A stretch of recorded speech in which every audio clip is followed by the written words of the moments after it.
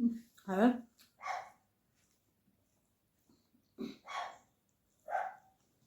뭐야? 가서 진주 제 마이니 내 뜻과 진주에 담 하we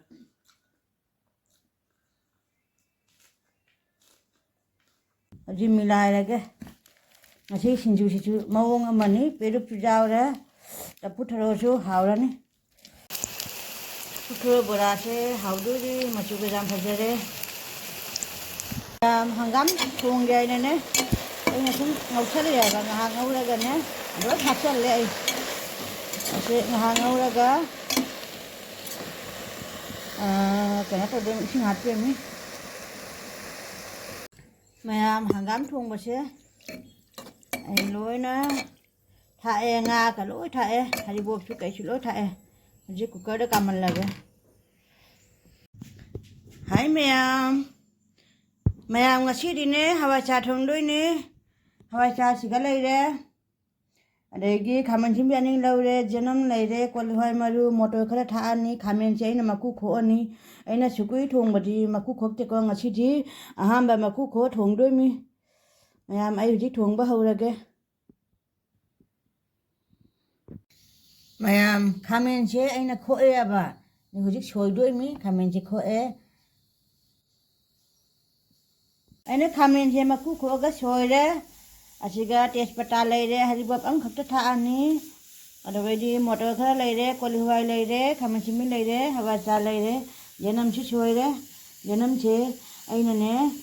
tu tha gi bai janam gi ne adu kak pa dunia ba mara janam adu dunia ba thana bele kurga duni janam che khara patle tu janam lai te ban cha ra ne hoji thong ba haura ge mayam hawa cha se kha thachal le hoji hajang thachal lage khame thachal le kapor ho bo ne kapor ho bo da khang thi ka re ne ho bo na ngau le ge ne kolwai ma hatin de thung de ta chale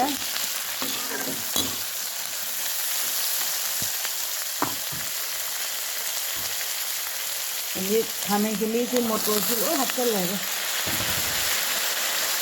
नहीं क्यों हो गया समझ ले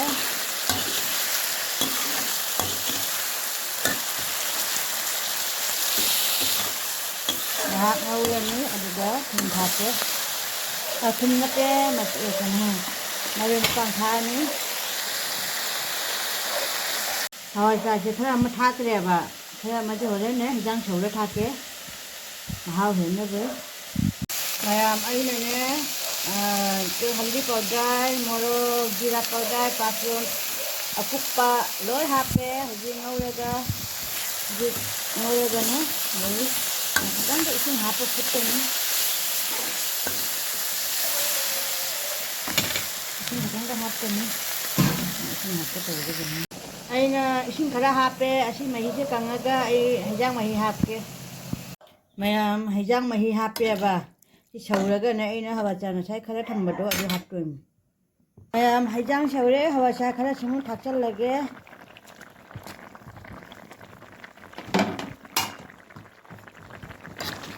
ฮาวาใช้ทักจันเลยสิ่งหาเลยก็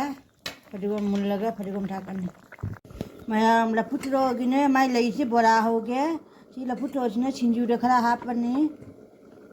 ชินจูเด็กข้าวฮับปันนี้ที่บราเสถิตเลยबेसन ma'am आई ने बेसन से रे कला जीरा रे अजवाइन कलो हाफ पे मसाला से रिठिलनी बड़ा हो बगी मैम आई की हवा चा ठोंग बसे लोय रे फजना फटक फटक लावना ठोंगे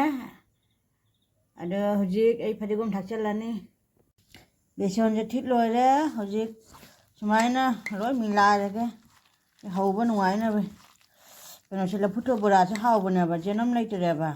रुना आइना ने कला जीरा गा अजवाइन गा हापी बा बोरा होबा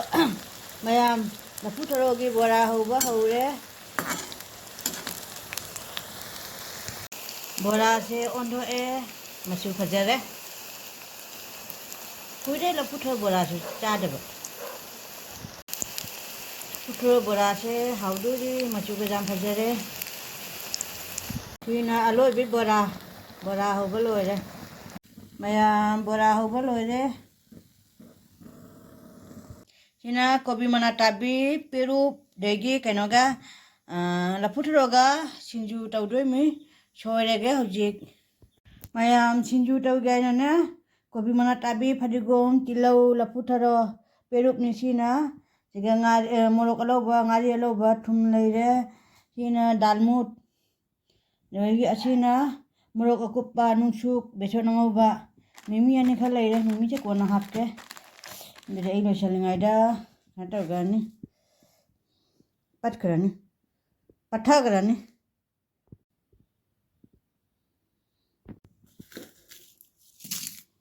ꯃꯌꯥꯝ ꯑꯩ ꯍꯧꯖꯤꯛ ꯁꯤꯡꯖꯨ ꯇꯣꯠꯄ ꯍꯧꯔꯦ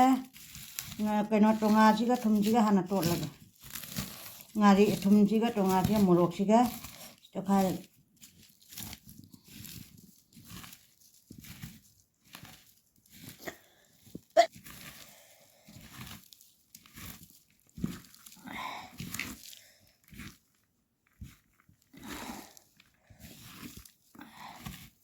ꯐꯖꯅ ꯇꯣꯠꯈꯥꯏꯔꯦ ꯗꯥꯜꯃꯨꯠ ꯊꯥꯛꯄꯅꯤꯅ ꯊꯨꯝ ꯌꯥꯝ ꯊꯥꯛ ꯌꯥꯗꯦ ꯌꯥꯛꯇꯣꯏꯅꯤ ꯑꯩꯈꯣꯏ ꯀꯩꯅꯣꯁꯦ ꯗꯥꯜꯃꯨꯠ ꯍꯥꯏꯌꯦꯕ ꯑꯩꯈꯣꯏꯗꯤ ꯗꯥꯜꯃꯨꯠ ꯁꯨꯝ ꯍꯥꯏ ꯃꯥꯗꯤ ꯃꯁꯥꯒꯤ ꯊꯨꯝ ꯌꯥꯎꯕꯅꯤꯀꯣ ꯑꯗꯨꯅ ꯊꯨꯝ ꯌꯥꯝ ꯊꯥꯛꯄ ꯖꯥꯠꯗꯤ ꯖꯥꯛꯅ ꯆꯥꯕ ꯉꯝꯃꯣꯏꯑꯕ ꯁꯤꯡꯖꯨ ꯍꯥꯎꯅ ꯆꯥꯖꯒꯗꯕꯗꯣ ꯊꯨꯝ ꯆꯥꯗꯤ ꯍꯥꯎꯔꯣꯏ ꯍꯧꯖꯤꯛ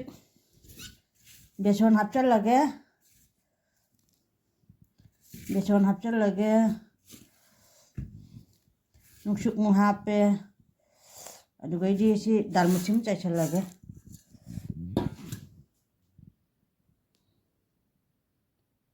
ꯍꯧꯖꯤꯛ ꯃꯤꯂꯥꯏꯔꯒꯦ ꯉꯁꯤ ꯁꯤꯡꯖꯨꯁꯤꯁꯨ ꯃꯑꯣꯡ ꯑꯃꯅꯤ ꯄꯦꯔꯨꯛꯁꯨ ꯌꯥꯎꯔꯦ ꯂꯐꯨ ꯊꯔꯣꯁꯨ ꯍꯥꯎꯔꯅꯤ ꯁꯤꯡꯖꯨ ꯃꯥꯜꯂꯦ ꯉꯁꯤꯗꯤ ꯇꯣꯅꯤꯡꯀꯣꯛꯇꯤ ꯍꯧꯖꯤꯛꯇꯤ ꯏꯪꯊꯝꯊꯥꯅꯤ ꯇꯣꯅꯤꯡꯀꯣꯛꯀ ꯐꯪꯗꯦ ꯑꯩꯒꯤꯗ ꯍꯧꯔꯤꯗ ꯄꯥꯝꯕꯤꯗ ꯄꯤꯁꯛ ꯄꯤ ꯁꯤ ꯃꯤꯃꯤꯁꯦ ꯍꯥꯞꯄꯣꯏ ꯀꯣꯟꯅ ꯍꯥꯞꯄꯒꯦ ꯀꯩꯒꯤꯅꯣ ꯍꯥꯏꯗꯤ ꯑꯩ ꯂꯣꯏꯁꯤꯟꯕꯗ ꯃꯤꯃꯤꯒꯗꯣ ꯎꯠꯊꯔꯗꯤ ꯍꯥꯎꯇꯦꯕ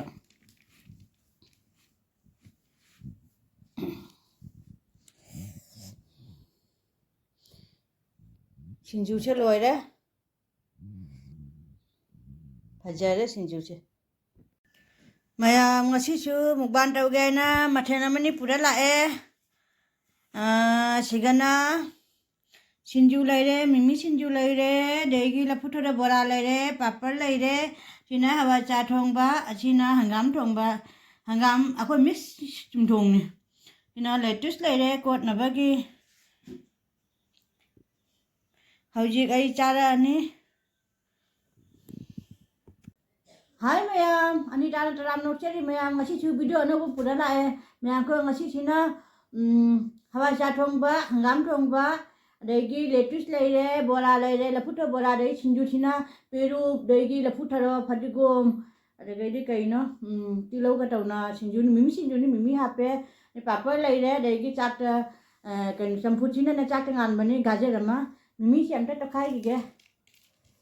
ꯃꯤꯃꯤꯁꯦ ꯑꯩꯅ ꯍꯥꯞꯇ꯭ꯔꯤꯕ ꯑꯩ ꯂꯣꯏꯁꯟ ꯂꯣꯏꯔꯛꯄꯗ ꯄꯠꯊꯈ꯭ꯔꯅꯤ ꯍꯥꯏꯅ ꯁꯤꯡꯖꯨꯁꯨ ꯂꯣꯏꯔꯦ ꯆꯥꯗ꯭ꯔꯤꯉꯩꯗ ꯂꯥꯏꯗ ꯈꯤꯇꯪ ꯊꯥꯗꯣꯛꯆꯒꯦ ꯑꯗꯨꯝ ꯊꯥꯗꯣꯛꯑꯒꯦ ꯍꯪꯒꯥꯝ ꯃꯆꯦꯠ ꯑꯃ ꯑꯗꯩꯗꯤ ꯁꯤꯡꯖꯨ ꯕꯣꯔꯥ ꯃꯆꯦꯠ ꯑꯃ ꯍꯋꯥꯏꯆꯥꯔ ꯊꯣꯡꯕ ꯄꯥꯄꯔ ꯂꯦꯇꯨꯁꯁꯨ ꯈꯤꯇꯪꯒ ꯍꯥꯞꯄꯤꯒꯦ ꯒꯥꯖꯔꯁꯨ ꯈꯤꯇꯪꯒ ꯍꯥꯞꯄꯤꯔꯒꯦ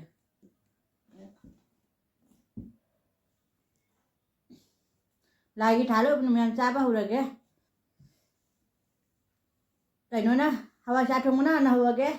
ꯍꯋꯥꯏꯆꯥꯔ ꯊꯣꯡꯕꯁꯦ ꯐꯇꯛ ꯐꯇꯛ ꯂꯥꯎꯅ ꯊꯣꯡꯉꯤꯃꯤ ꯍꯋꯥꯏꯆꯥꯔ ꯊꯣꯡꯕ ꯑꯗꯒꯤ ꯁꯤꯡꯖꯨ ꯈꯔ ꯍꯥꯞꯄꯒꯦ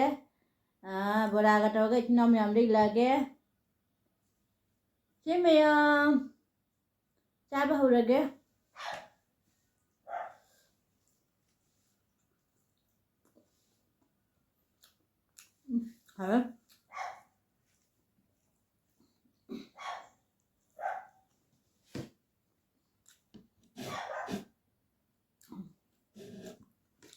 ꯍꯥꯎꯔꯦ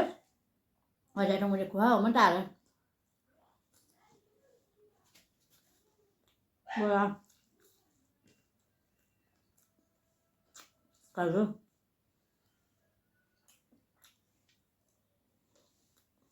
응?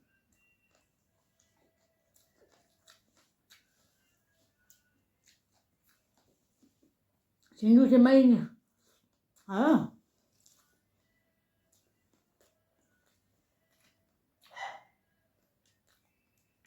này tôi cách xin rưỡi làm hờ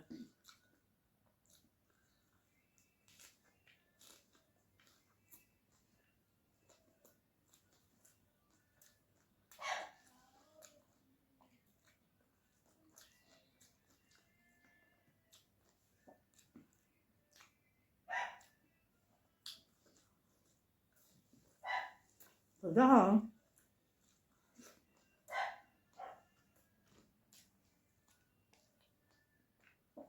진주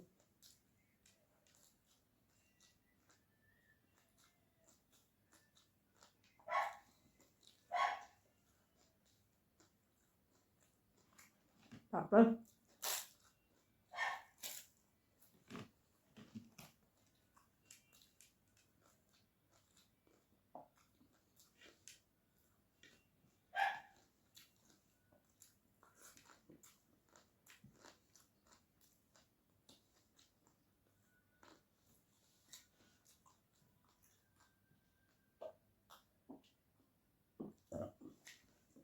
wow á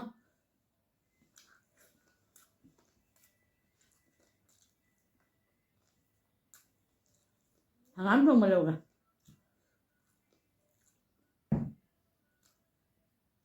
hàng gặp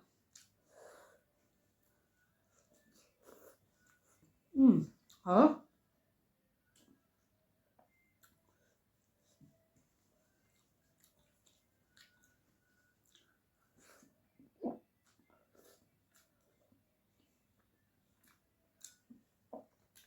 진주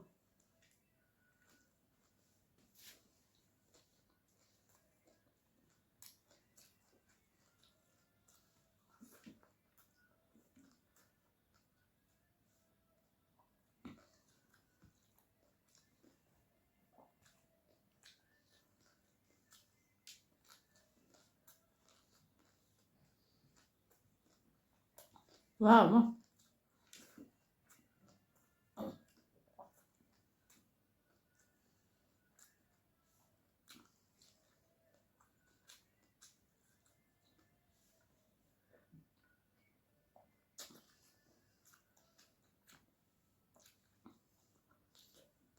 hàng ấm thật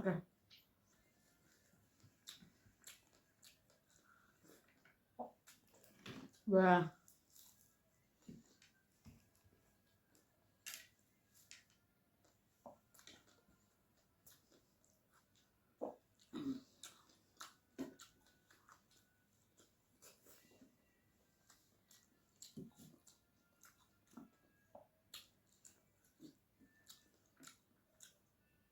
và ra rồi luôn chứ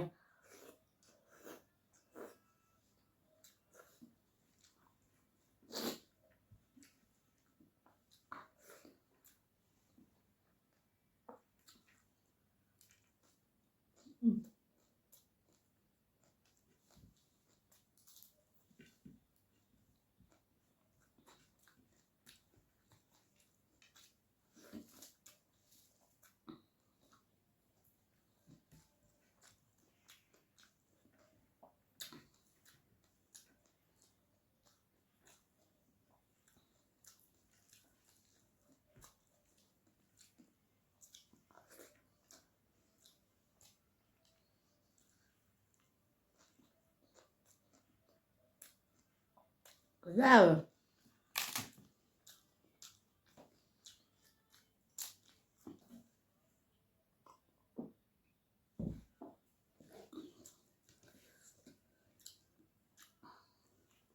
hả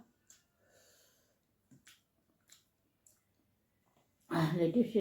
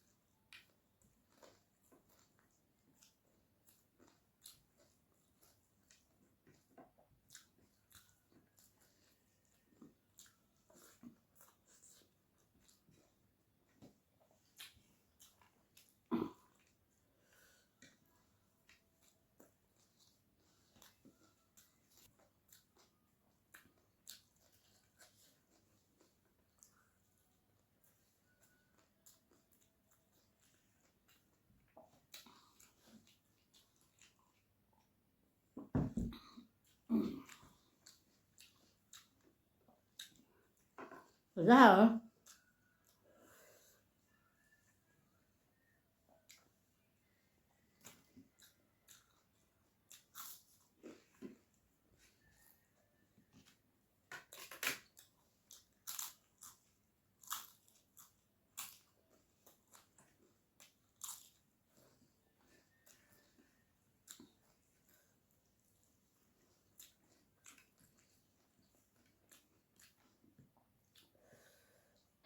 짝을 붙어라 봐. 아까 신주께 가서 설마 너나 짝을 짜갑니다.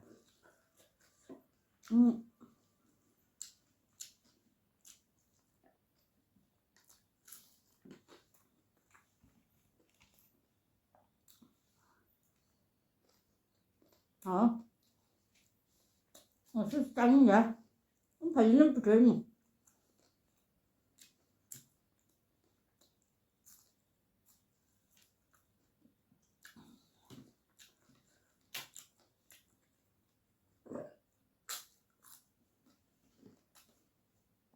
저거야. 이걸로 짜 들어가.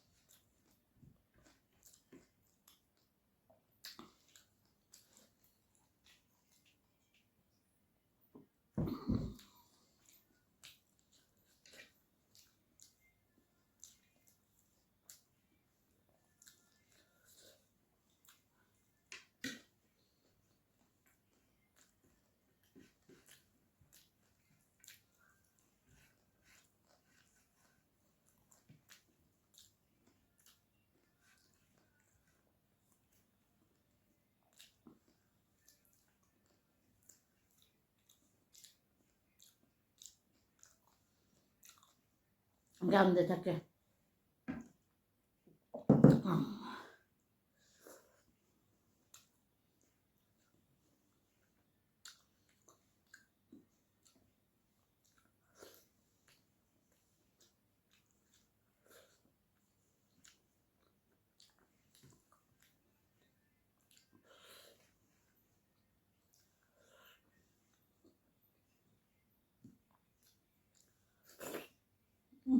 어? 짱하면 돼.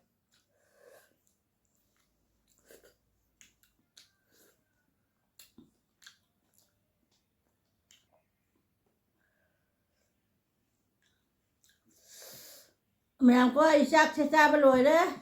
Ngắm nông cha rồi hầu cha có trắng lên mẹ. Bà bố bố là xa bà ngầm rồi đấy. Lê chút xe nó phải ra nó phải nè bà. Cha nó nè ngà xí xe. Nó xin dù cho nó. Mẹ em có xin ông mẹ em na cái video xe nó ngoài biệt đi like comment share cho với cậu với con nu. Hãy dừng bật channel video thắt channel anh ơi dừng bật channel video thắt channel mà thằng phun support cho với mẹ em có. Ngà xí xí cái tham gia next video đâu nè xí. Bye bye.